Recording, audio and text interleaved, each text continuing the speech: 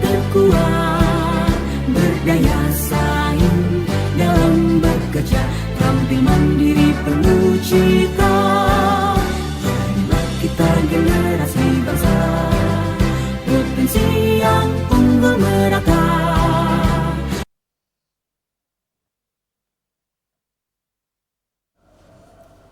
Halo sahabat Smekwan, kembali lagi bersama kami di podcast Nawasena 1808.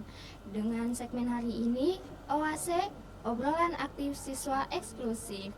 Salam tangguh, taat, nice, giat, unggul.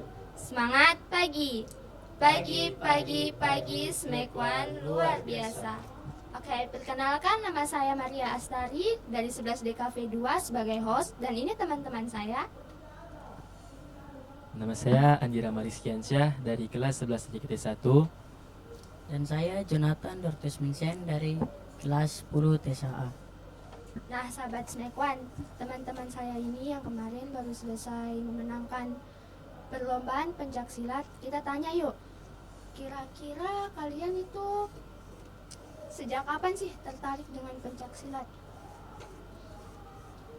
Kalau saya pribadi tertarik dengan pencaksilat itu dari kecil. Dari kecil itu saya ingin sekali untuk mengikuti latihan pencaksilat sampai akhirnya saya dapat mengikuti latihan pencaksilat dan saya jadikan pencaksilat itu sebagai hobi. Oh, itu hobi. Jadi itu hobi kayak dari kecil atau mungkin saat besar kau lihat orang kayak pencaksilat itu jadi mau?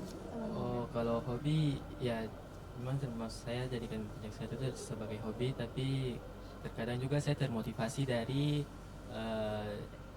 munculnya reels dari Instagram dan juga FYP di TikTok tentang pencaksilat. Makanya itu saya terinspirasi untuk mengikuti pencaksilat. Kalau sering FYP berarti sering scroll tentang pencaksilat. Iya. Kalau yang sebelahnya? Ini sejak kapan tertarik dengan pencaksilat gitu? Mungkin dari kecil atau lihat orang bagaimana? Sejak dari SMP tertarik dengan pencaksilat. Waktu itu mengikuti perguruan P1 di kabupaten, dan di situ saya tertarik ingin mengikuti pencaksilat ke depannya. Kayak apa namanya? Mungkin biasa melihat-lihat orang begitu ya? Toh? Ya, bisa dibilang seperti itu. Singkat padat jelas ya. Oke, jadi kayak apa yang membuat kalian memilih pencaksilat daripada olahraga lainnya, kayak kan ada taekwondo, karate, itu apa? Kalau saya sih apa ya? Karena dari dulu memang saya suka olahraga yang berbau dengan bela diri. Contohnya pas SMP dulu itu saya sempat mengikuti karate tapi tidak lama, cuma sebentar saja. Terus pas masuk di SMK Negeri 1 Kota Sorong ini saya mengikuti latihan pencaksilat, dan pas saya pertama kali ikut latihan itu saya merasa sudah cocok. Saya rasa saya punya bakat itu ada di pencaksilat. Makanya sampai sekarang ini alhamdulillah saya tetap masih mengikuti latihan pencaksilat sampai sekarang ini. Jadi kayak bagusnya kayak mau melindungi diri serta orang tua atau Ya bisa dibilang juga kayak gitu. dibilang gitu. Iya. Kalau yang sebelahnya Kalau saya karena sudah dari SMP sudah mengikuti pencaksilat, jadi pas awal masuk SMK Negeri 1 Kota Sorong, saya lihat ada ekstrakurikuler pencaksilat, jadi saya ikut. kayak gitu. Terus apa tantangan terbesarnya kalian dalam mengikuti lomba pencaksilat ini? Kalau saya pasti sebelum mendekati hari pertandingan tuh pasti ada saja tantangan atau halangan-halangan yang ada. Contohnya kemarin itu kayaknya 1 minggu 2 minggu sebelum pertandingan itu orang tua saya, bapak saya masuk rumah sakit. Jadi semenjak bapak saya masuk rumah sakit itu saya sempat off untuk tidak ikut latihan dulu karena saya jaga bapak saya di rumah sakit. Nah, terus tiba-tiba bapak saya bilang eh, untuk suruh saya tidak usah dulu ikut lomba tersebut karena kondisi bapak saya yang sedang sakit. Ya, tapi alhamdulillah setelah 1 minggu bapak saya sudah ke rumah sakit. Terus bapak saya bilang, bapak saya tanya ke saya, itu pendaftarannya masih dibuka atau tidak? Kalau misalnya masih dibuka, kamu ikut sudah, nanti bapak yang daftarkan. Seperti itu. Jadi kalau misalnya pas perasaanmu tuh pas bapakmu bilang kayak tunggu bapak keluar dari rumah sakit dulu baru kau boleh ikut, itu kayak gimana perasaannya? Jujur itu saya sedikit kecewa sih, tapi mau bagaimana lagi tuh, karena itu juga orang tua saya, bapak saya, jadi saya nurut kata bapak saja. Tidak berani melawan ya? Tidak. Iya, kalau yang di sebelahnya? Kalau saya tentang transportasi ke tempat latihan, dari rumah saya ke tempat latihan sejauh 8 km. Jadi setiap pulang sekolah jam 2 dan jadwal jam latihan jam 4, dan sampai tiba rumah jam 3. Di situ saya sudah lihat sudah mau dekat jam latihan, saya udah malas ke tempat latihan karena jauh.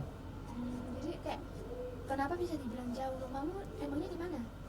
Di kompleks Sorpus, kilometer 1. Oke. Jadi itu tantangan terbesarmu. Kasihan. Baru kau kesini naik apa? Biasa ikut transportasi umum atau taksi. Oke. Terus momen paling berkesan selama kalian persiapan untuk mengikuti lomba itu apa? Ya latihan sore seru aja. Seru karena mendapatkan Iya. teman yang banyak Iya. gitu. Selain dari itu, mungkin gurunya asik atau Ya asik, apa? gurunya asik. Ini kalian latihannya di mana? Kita latihan di sekolah, di SMK Negeri atau Kota Sorong, atau tidak lain juga kita latihannya di Victory, di tempatnya Pak Guru. Terus kalau misalnya siapa namamu? Andiram. Nah, kalau Andi Rama ini tantangan terbesarnya itu apa sih kalau mengikuti perlombaan? Mengikuti latihan pencaksilat atau Salah. Momen berkesan maksudnya. momen berkesan. Ya. Momen berkesan saat latihan. Bagi saya momen berkesan saat latihan itu saat kita latihan sama-sama, kumpul dengan teman-teman, kita bisa kadang juga kita latihan, kadang juga kita bisa latihan, ada waktunya kita latihan, ada waktunya juga kita bercanda-bercanda Oke. dengan kadang juga dengan teman-teman, kadang juga dengan guru. Teman-temanmu asik semua. Ya asik sekali semuanya. Berarti kalian ini satu Ya, tempat satu latihan. tempat latihan. Terus berapa lama atau berapa jam kalian latihan sehari? Itu dimulai dari hari apa sampai hari apa? Dimulai dari hari biasa latihan, jadwal latihan hari Rabu dan Sabtu sore, dari jam 4 sampai sehabisnya. Terus perasaan saat pertama kali kalian dengar kalau misalnya kalian menang gitu, rasanya pertama kali dengar kalau kalian menang itu bagaimana? Ya bangga sama diri sendiri, senang Bisa bisa membanggakan. membanggakan kedua orang tua. Kalau ini Ya kalau saya juga sama seperti Oh, ini. sama. Ya rasa bangga sama rasa itu pasti ada. terus ada tidak kayak lawan yang sangat berat menurut kalian di saat pertandingan tuh, lawannya tuh kayak badannya kayak besar gitu, kayaknya saya nggak bisa deh gitu, bisa tidak? Yang ada tidak? Kalau saya untuk lawan yang berat sih kayaknya bagi saya tidak ada. Tidak ada. Jadi kayak Tapi semuanya enteng. tidak juga kecil begitu. Tapi maksudnya kan kita percaya diri saya tuh. Ah, Kita percaya diri kalau dia bisa, kenapa saya tidak bisa? kalau ini tidak kayak lawanmu yang paling besar nih, kan kok badannya kecil nih. Sorry. Kan badanmu kecil. Terus kayak kau punya lawan tuh di depan tuh kayak badannya besar sekali gitu, kayak saya bisa tidak ya lawan dia, bisa tidak ya kayak gitu. Kalau awal-awal sih gitu, tapi mau bagaimana lah, sama-sama makan nasi ya. Oh, jadi makan nasi mukanya. Biar bisa lihat antam aja Anjay. sendiri. Keren. Terus kalian tuh pakai strategi apa yang diterapkan gitu untuk mengalahkan lawan kalian? Bisa share gitu strategi yang kalian lakukan? Kalau strategi itu pas di luar latihan sebelum masuk tanding itu banyak strategi, tapi pas masuk itu sudah lupa. Sudah lupa semuanya, Iya. kayak kotak langsung ngeblank gitu pas Iya. lihat lawannya besar. Kalau ini Ya ada betul juga.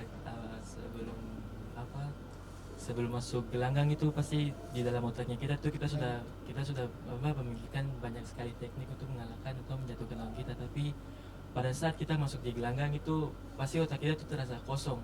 Kita tidak tahu mau berpikir bagaimana lagi. Tapi ya kita usaha saja. pasti bisa Ya, pasti percayakan bisa semua percaya pada diri. Tuhan. Yang penting berdoa gitu kan, percaya diri. Ya. Nah terus ada nggak momen yang bikin kalian tuh hampir gagal fokus saat pertandingan? Oh, kalau saya waktu itu pada saat final waktu itu poin saya itu susah naik. Padahal itu jelas-jelas saya mendapatkan poin mutlak, tapi di papan poinnya itu tidak naik. Padahal jelas-jelas itu poin saya masuk mutlak, tapi poinnya tidak naik di papan poin. Berarti yang rusak itu Saya juga tidak tahu itu apakah itu kelalaian dari wasitnya atau jurinya, juga saya tidak tahu. kalau yang ini kecil Sama aja. sama. Ya, sama. Iya. Terus reaksi keluarga, teman-teman, serta guru pelatih kalian tuh pada saat kalian diumumkan menang itu reaksinya tuh kayak gimana? Mungkin senang kah atau bagaimana? Ya awal dengar juara itu kedua orang tua saya dan Pak Guru juga sangat bangga dan senang bisa lihat anak dan muridnya bisa memenangkan kejuaraan ini. Terus kalau ini Andi, Ya sama juga dengan Jonathan ini reaksi orang tua dan teman-teman saya juga pasti ada rasa bangga dan juga senang. Saya juga tidak bisa sampai di titik itu kalau karena bukan orang tua saya dan juga pelatih saya. doakannya Iya. supaya menang. Iya. Terus setelah menang, apa perubahan terbesar yang kalian rasakan? Setelah menang kayak kalian menang pencak silat nih, baru kalian rasa Isa Sujago, kayak anaknya itu tuh magis, gampang saja ini kayak gitu. Ada tidak? Kalau saya setelah mengikuti pertandingan kemarin, mungkin saya merasa skill dan pengalaman saya itu mulai bertambah. Tapi tidak ada sama sekali di pikiran saya untuk merasa sombong, kayak merasa saya sudah nih yang paling jago. Tidak ada. Iya. Nah jadi kota pasti tuh kayak apa nih gitu, gak level gitu. Nah kalau dia Kalau saya sama aja, dan menurut saya terima kasih karena dari sini saya bisa memotivasi teman-teman saya yang nakal bisa menjadi seseorang yang contoh. iya bisa dicontoh dari saya. Yang kalian itu ada tidak sosok yang menginspirasikan kalian untuk masuk P1? Sosok yang menginspirasikan kalian atau tidak? Sosok yang menginspirasikan kita untuk masuk perguruan kita namanya Persatuan Hati, bukan P1. Oh, Ya, soalnya tadi dia bilangnya P1. udah nggak apa-apa. Itu dulu Oh, kan dia bilang. waktu SMP. Sosok yang menginspirasi saya itu ada atlet namanya Hanifan. Beliau yang menginspirasi saya sehingga saya masuk pencaksilat. Hanifan itu tinggal di mana? Maksudnya Kalau dia tinggalnya di luar Sorong, saya juga tidak tinggal luar negara atau masih di Indonesia. luar? Kalau ini ada tidak inspirasi? Kalau saya inspirasi dari kakak saya atau saudara saya, namanya Simon Kaptarau. Dia pernah latihan di sini juga dan dia bilang latihannya di situ asik. Jadi saya termotivasi masuk SMK Negeri 1 dan mengikuti ekstrakurikuler pencaksilat. Jadi itu ya yang menginspirasikan kalian. Ya. Terus ada tidak dari teman-teman ini yang ingin menyampaikan pesan kepada teman-teman yang lain yang belum mungkin yang belum bisa mengikuti pencak silat atau malas untuk mengikuti itu, Pak? Kalian pesannya itu apa sih untuk mereka? Sebenarnya kalau untuk malas mengikuti latihan itu sebenarnya itu dari diri mereka sendiri.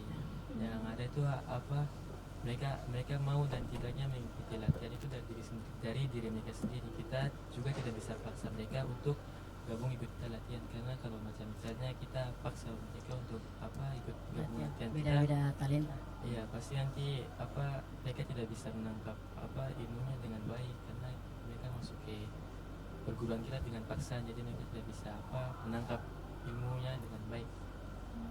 Sebelumnya mau tanya, itu kalian latihannya itu susah atau enggak? Ya santai-santai aja, Iya. seru. Kayak kan ada tuh yang nanti kakinya disuruh apa namanya? Pemanasan. Split. Nah, split.